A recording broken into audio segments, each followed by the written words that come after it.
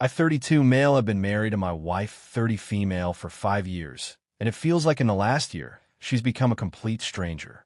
When we first met, it seemed like our values matched perfectly. We were both well established in our careers and had clear goals for the future. I'd attended a trade school and worked my way up through entry-level jobs, gradually earning a reputation in programming where my skills and references became more valuable than any degree. My wife, meanwhile, earned her graduate degree and quickly moved into management. This dynamic sparked a kind of light-hearted rivalry in our relationship. I often complained about the middle managers at my job, thinking they slowed down progress and created needless problems. She, however, always believed management was key to keeping teams and resources organized.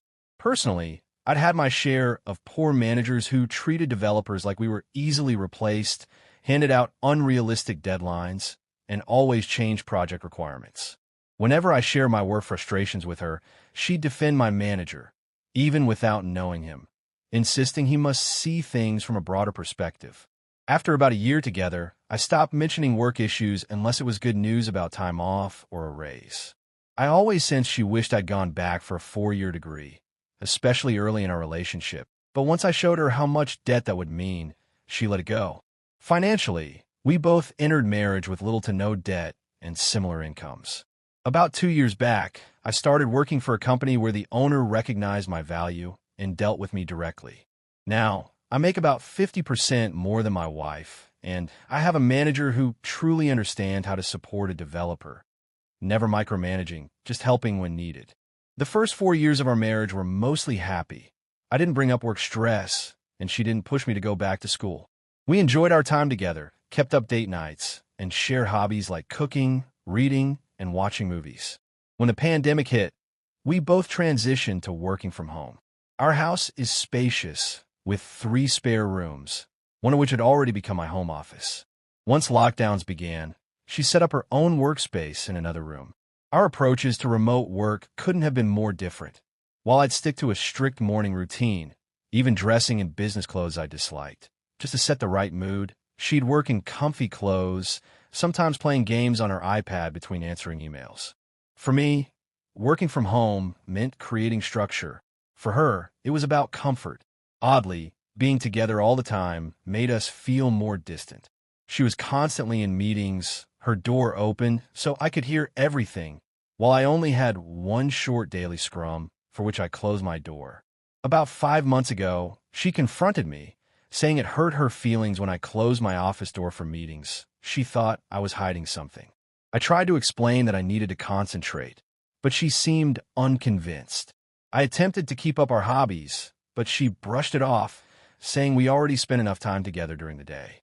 In hindsight, maybe I should have tried harder, but I was sure things would return to normal soon. Everything changed when her company partially reopened and allowed some people back with distancing measures. She volunteered right away to work from the office, which I understood. Sometimes I missed it too, but my company wasn't ready to reopen, and I could do my job remotely just fine. Around that period, her coworkers seemed to influence her more, and she started staying after work to hang out with them and have drinks at a coworker's place I pressed and wanted to know more, but she was secretive and guarded. She became colder and colder too. It felt like I had a roommate and not a wife at that. Lately, she seemed totally distant, barely talking to me, avoiding conversations, and locking herself away with her new friends after work. It felt like we were just sharing a space, not a life. Then, just last month, she casually left her old iPad on the table and asked if I could wipe it clean since she wanted to pass it on her niece. I'd done tech stuff for her family plenty of times, so I didn't think twice about it. While she left for yet another work event, I switched on the iPad. Maybe she'd become so careless that she figured I'd just reset it without looking. But for some reason, I checked, and what I found stopped me cold. Her messaging apps were still logged in. I saw pictures, videos, and flirty messages. She'd been in a relationship with her boss for 2 months. The shock was indescribable. My whole body went numb, like every nerve had frozen solid. It was almost surreal, like a scene from a movie where someone flatlines. I quietly backed everything up to a secure cloud account I use for my programming projects and immediately began searching for legal advice. I kept it to myself, I didn't trust myself not to explode or break down. The lawyer I spoke with told me to stay quiet and keep gathering information. He recommended a reliable private investigator. And for the next month, we built a thorough case, collecting proof of the affair for a divorce. Just be patient, he kept advising me. Yesterday, he called to say the divorce paperwork was nearly ready. In our state, at-fault divorce laws are strict, and the investigator had managed to gather more than enough photos, videos, text messages. Everything was ready to go. Then last night, something snapped. All the icy numbness turned to rage. My wife came home late, as usual, and though I can't even recall what started it, I finally let my anger out. I told her I hoped her affair was worth it. She instantly turned spiteful, attacking me and blaming me for being emotionally absent, accusing me of being lazy despite being the main breadwinner. She even called me intellectually boring. When I revealed I had a lawyer, she laughed in my face, mocking me and saying I'd never actually leave her, that no matter what, she'd take half my income, so I might as well stay if I wanted any intimacy at all. She was nothing like the woman I married. She told me, that's just how it is now. Women can do whatever they want, and laughed it off before heading to bed. That night, I emailed my boss and requested a week off for personal reasons. This morning, as I got ready, she left the house with barely a word. Just don't wait up. At my lawyer's office, the divorce file was ready, and the process server was on standby. My lawyer asked how I wanted her to be served. He warned me not to get too creative. Judges hate drama, and it could cost me later. But the pain of her taunts pushed me past caring. When I explained my idea, both the lawyer and process server chuckled, with the process server calling me a hero. I had to rush order something special, and the process server went to collect it before heading to my wife's office. Afterward, he told me the whole story. He'd found my wife surrounded by colleagues, handed her the documents and a large box. When she asked what was happening, he opened the box in front of everyone. Inside was a custom cake with a photo of her and her boss, embracing, fully dressed but clearly intimate. And the words, "He's your cake, eat it," piped in icing above the image. The process server put the papers next to the cake box on the table. "You've been served," he said. What happened next was a loud screech from her. At least 8 people in the office saw the cake. My wife freaked and swatted the large cake box off table, where it fell on the carpet. But with the image still visible, several of her co-workers started berating her, and she started crying and screaming. The process server took a hasty retreat. My phone blew up, and I just kept sending her to voicemail. I don't bother reading her text. She hasn't come home, but her mother texted me, saying she's going to stay over there for now. The euphoric rush of the cake felt great, but as the hours pass, I am considering my lawyer's words now. Did I this up? Once the papers were handed over beside the cake, and the process server delivered his classic line, chaos erupted. My wife's shocked cry echoed through the office as the cake toppled to the floor, landing icing up and exposing the incriminating photo to everyone around. The scene turned ugly quickly. Several colleagues immediately started calling her out, and she completely lost composure, sobbing and yelling as the process server quickly left. Not long after, my phone was bombarded with messages and calls, all of which I ignored. She never came back home that night. Instead, her mother reached out to say she'd be staying there for a while. For a few hours, I felt a wild sense of satisfaction about the cake stunt, but that soon faded, replaced by second-guessing whether I'd gone too far and what consequences might follow. A quick update. I'm still off work. My boss kindly extended my leave to 2 weeks instead of just 1. I've already separated our finances, moved my share to a personal account, and secured all our recurring payments as my attorney recommended. There are no kids involved, which at least simplifies things. I've started therapy to deal with the emotional fallout. My counselor specializes in cases like mine, and after just 2 sessions, I'm already feeling more stable, though there are still emotional ups and downs. From now on, I'm following my lawyer's guidance to the letter. He told me that sometimes it's better to be wise than to be right, and I'm finally seeing what he meant. My attorney also advised that if my wife wanted to return home, I couldn't legally refuse, but he strongly suggested I record every interaction and have witnesses present. She still hasn't come back, but she wanted to meet this Saturday to talk things through. My lawyer advised me to insist any conversation take place at his office with both lawyers present, or at the very least, with impartial witnesses and recordings. I told her this was the only way I'd agree to meet. She didn't have her own lawyer, but agreed to have witnesses present. So I invited two friends, all of us with our phones out and recording from the moment she arrived. When she came in, she tried for a hug, but I just put my hand up and signaled to begin recording. We all sat at the kitchen table. This time, she seemed contrite. She said everything lately had felt like being swept along in someone else's movie, not her own life, and admitted that the affair had felt thrilling and out of control.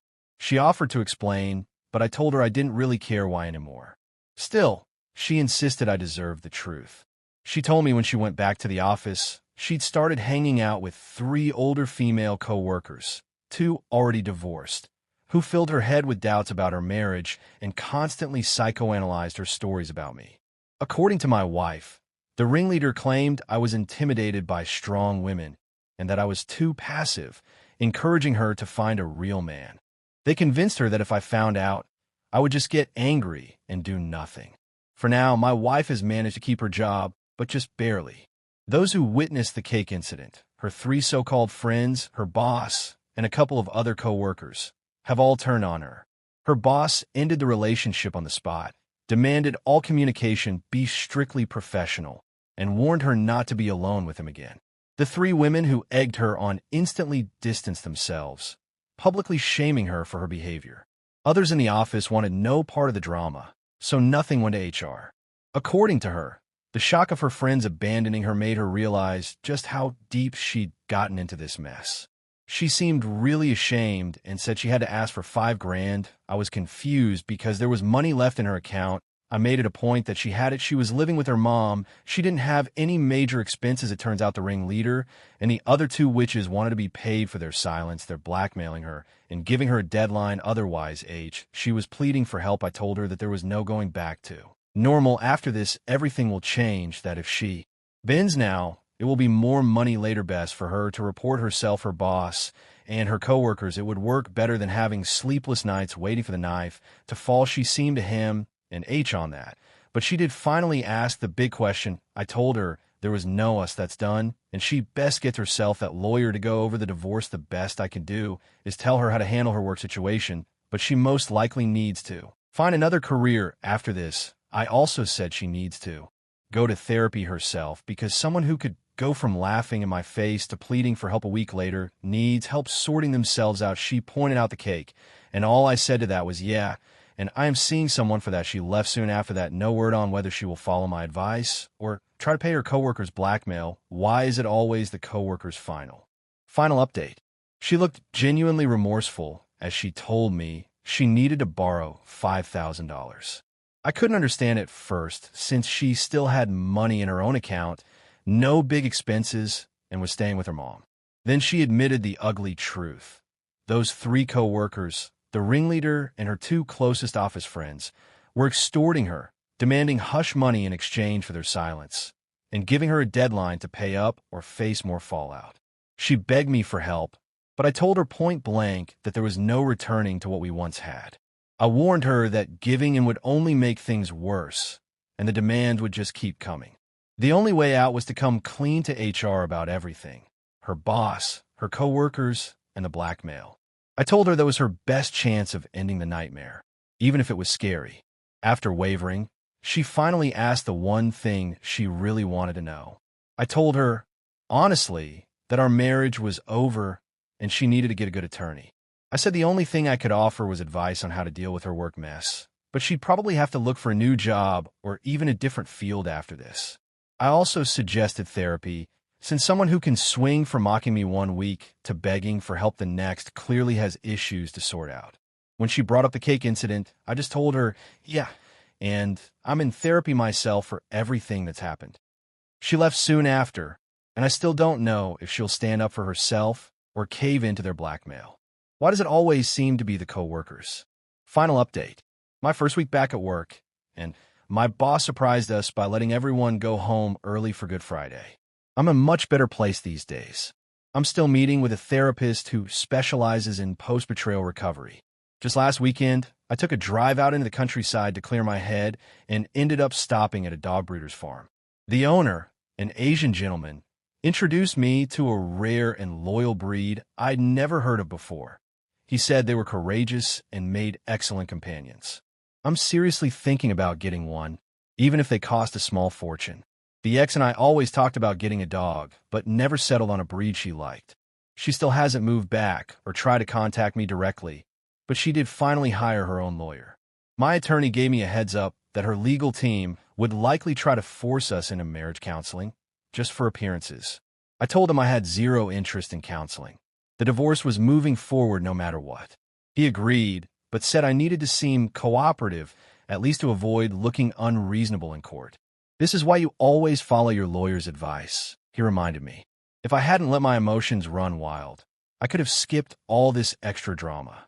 His tips for the session were simple. Don't admit blame, don't concede any point, and don't agree to a second meeting. Just show up, answer neutrally, and if you want the divorce, keep your cool. No yelling, no accusations. The session itself was over Zoom. Me at my place, her at her mother's, and the counselor at their office. The therapist kept trying to spread responsibility, suggesting that distance in a marriage naturally leads to unmet needs. I told her calmly that I disagreed. It takes two people to ruin a relationship, but betrayal is a conscious choice. The counselor hinted we should let go of the past and consider the possibility of a brighter future, but I wasn't about to pretend I was partly to blame for her affair. The meeting dragged on for almost 2 hours, mostly with the therapist and my wife fishing for me to take some share of the blame so they could try to rebuild. Near the end, the counselor asked why I seemed so emotionally shut down. I simply said, "Did you know that infidelity can have the same psychological effects as PTSD?" The counselor nodded, saying they'd heard of that. With time almost up, I was about to sign off when my wife suddenly asked if I was willing to attend another session next. Weekend, I said I didn't think that was a good idea. She then begged what it would take for me to agree to a session next week. I said goodnight and signed off now. I'm just waiting to see what the next reasonable request is that I can't turn down, just so my lawyer can paint the picture that I'm a well-adjusted guy who had one outburst of bad behavior versus a trend of bad behavior. She pressed me to reconsider meeting with the counselor again the following weekend, asking what it would take to get me to agree. I told her I wasn't interested, wished her a good night, and ended the call.